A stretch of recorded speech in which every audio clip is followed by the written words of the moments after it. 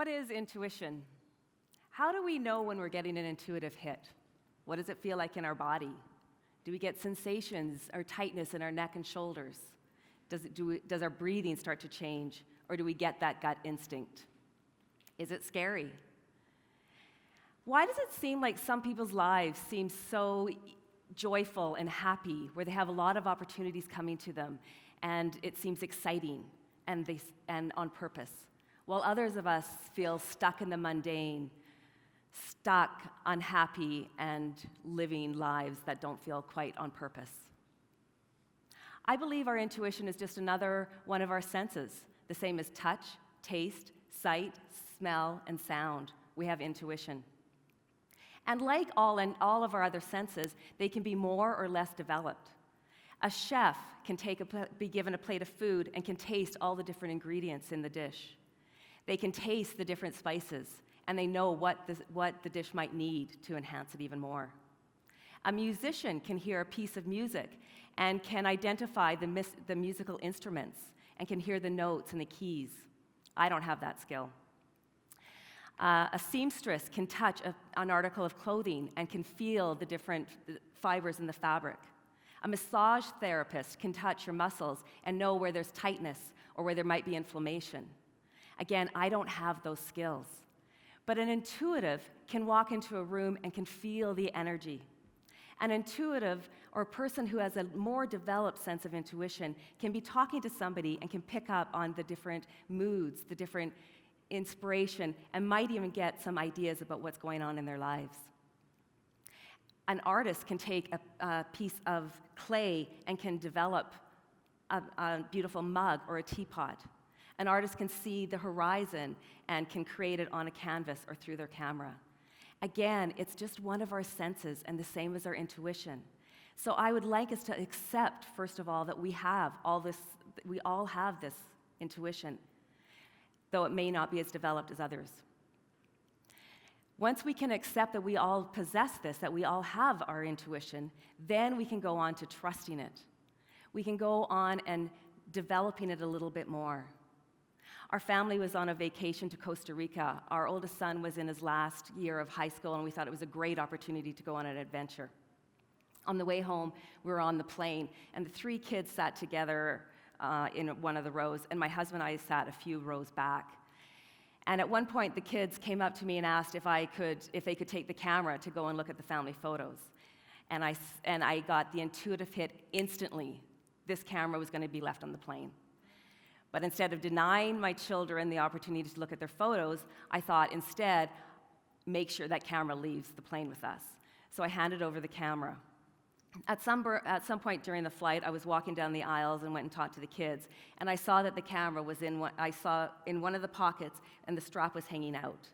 And again, I thought, note to self, make sure that camera comes with us off the plane. Well, you know what happened, right? So the kids leave the plane, we land, the kids are disembarking from the plane, and there's other people between us, and then my husband and I are leaving. There's people behind us, and I don't want to hold them up. So when I get to the row that the kids were in, I took one step in, and I look at each pocket. 1, 2, 3, there's no strap hanging over. Maybe I'm wrong. Maybe the kids got it. So we get off the plane, we're making our connector, they get their suitcases, and I say to the kids, so you got the camera? Well, the look in my daughter's face said it all. No, it got left on the plane. And even though we were still in the airport, even though the plane was still there, we were unable to get the camera back. So I accepted that I got the intuitive hit. I knew that that was going to happen. And then I second-guessed myself. And this is what happens, is when we go into the reasoning, we start to second-guess ourselves. When we start to explain our intuition to somebody else, we get influenced by their opinion. Or even as the words are coming out of our mouths, we might start to second-guess ourselves. Or society has an influence on what our intuition or what we think our guidance is telling us. And so we get into that second-guessing ourselves. And we go into feeling maybe a little insecure and not completely positive. What if we're wrong? What would happen if we're wrong? We can go into humiliation. We can be embarrassed. And we don't want to go there. We don't want to have those feelings.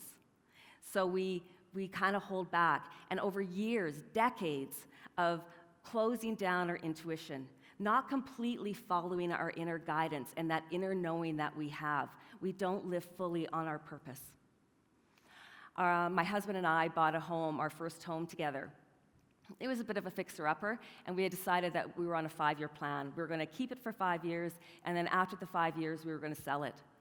So we were well over the 5 years and moving close into the 6th year. And so what we would do is it became a weekend project. We would get the paper, and we'd start to circle the houses that we were going to go look at. So on this particular morning, I got the paper, I circled the 3 houses. 2 were in the city, and 1 was on an acreage. My husband wanted to live on an acreage, and I wasn't so sure. I grew up in a large city and had already moved into a smaller city, and I wasn't so sure that I wanted to live on a parcel of land. He was from a farm and wanted to live on an acreage. So we kept going back and forth as we were looking at houses. So on this particular morning, we even got into a little bit of tiff. Why are we looking at acreages when you don't want to live on an acreage? And I said, well, you know, this house looks pretty good, and you do want to live on an acreage. Let's go look at them all.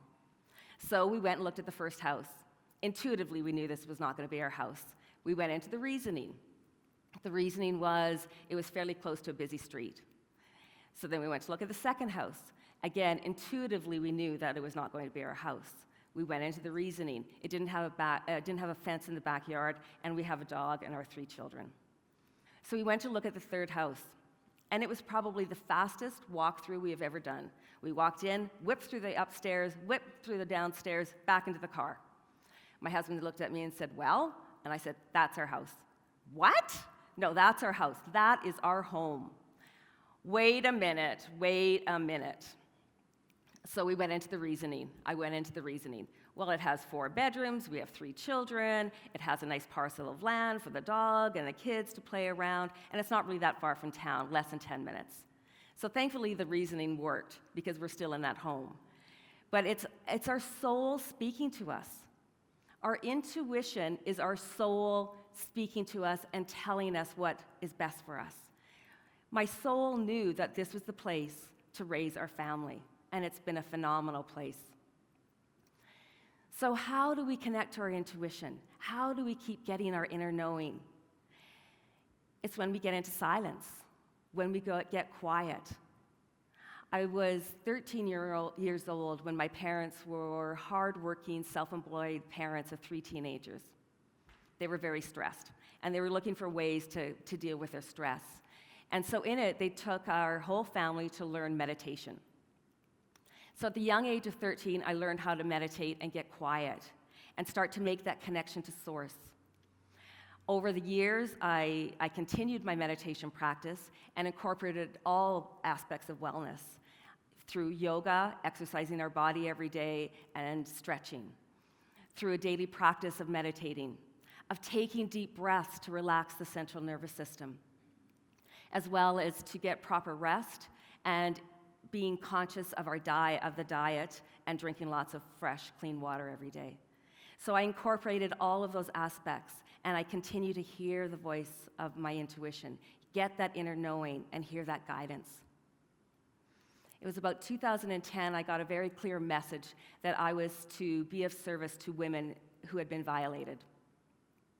At the time, I wasn't sure that I wanted to bring that into my life. It started to show up more and more and more into my clientele, and I decided to consciously take it and set it aside. I did not feel like I was quite ready. In 2012, an opportunity passed through my emails of an organization who encouraged people all around the world to raise money for victims of sex trafficking in India. I knew instantly I needed to do it. Instantly, I got the intuitive hit, I need to do it. That was my first thought. My second thought is, how am I going to do it? I felt insecure. I've never been a fundraiser. I've never done any of this type of thing. Who am I to step up into that role and to even try? And then I was questioning, how is this going to affect my household? How is it going to affect my family? How is it going to affect my business?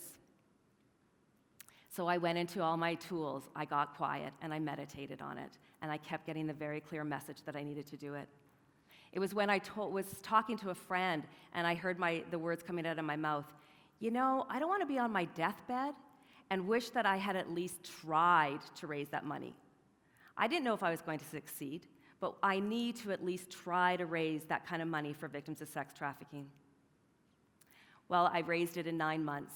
It happened very, very quickly, and it gave me an opportunity to go to India, to meet the founders of the organizations that were doing phenomenal work in that country. I met hundreds and hundreds of little girls under the age of 18 who had been rescued out of the red light districts and who were now being rehabilitated and re-educated and are being able to support themselves and their own families, and some of them were mothers themselves. So it is in the silence that we get the inner knowing. And as we get that inner knowing, we might not really feel ready. We might wonder and question, who am I to do this? Our intuition and our purpose might push us to our edge and beyond. And it might completely take us out of our comfort zone. But when we do that, we might be the ones jetting off to countries helping people. We might be the ones who are creating and doing great service in our own communities. We may be the ones who are manifesting these amazing opportunities as a TEDx talk and offering that opportunities for myself and the other participants today and in this community.